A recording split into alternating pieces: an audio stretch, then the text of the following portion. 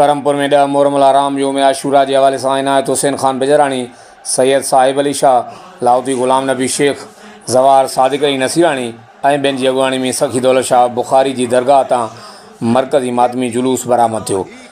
मरकज़ी मातमी जुलूस में बेगारी पुल वटि इलाइक़े जा नंढा वॾा मातमी जुलूस मरकज़ी मातमी जुलूस में शरीक थिया।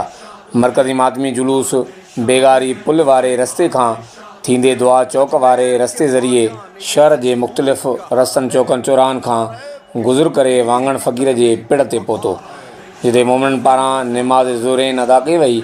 तंहिंखां पोइ मरकज़ी मातमी जुलूस ईदगाह वारे रस्ते ज़रिए बैंक चौक खां थींदे हैदर चौक पहुतो, जिते मजलिस अज़ा मुनक़िद कई वई।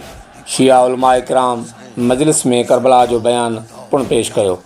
मजलिस में शरीक मोमिननि खे इनायत हुसैन खान बेजरानी ऐं फर्ज़ंदनि पारां न्याज़ पिणु खारायो वियो।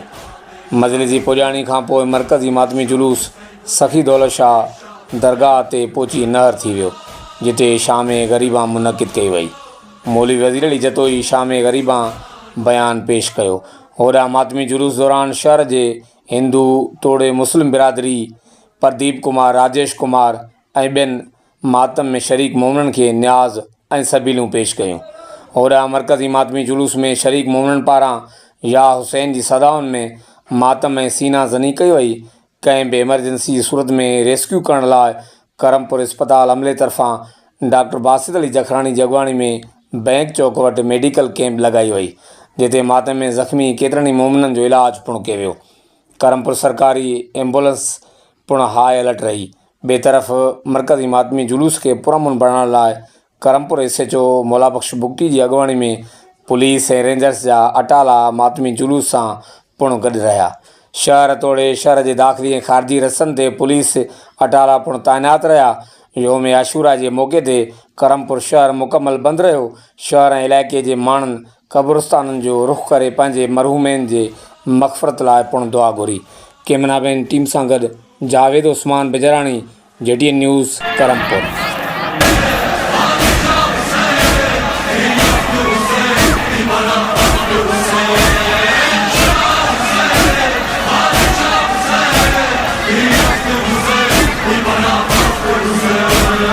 मौला बड़ा काम किया, दीन खुदा काम किया, कर न सका कोई कभी, तूने वही काम किया।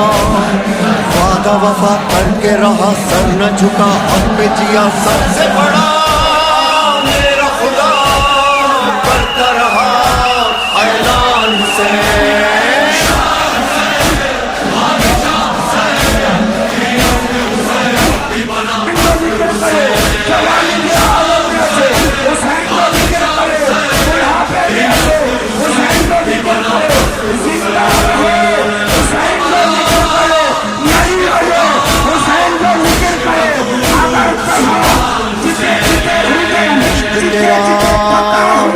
खुदा मेरे सिना तक जो गया, इश्क में जो तूने दिया कोई भी वो दे न सका।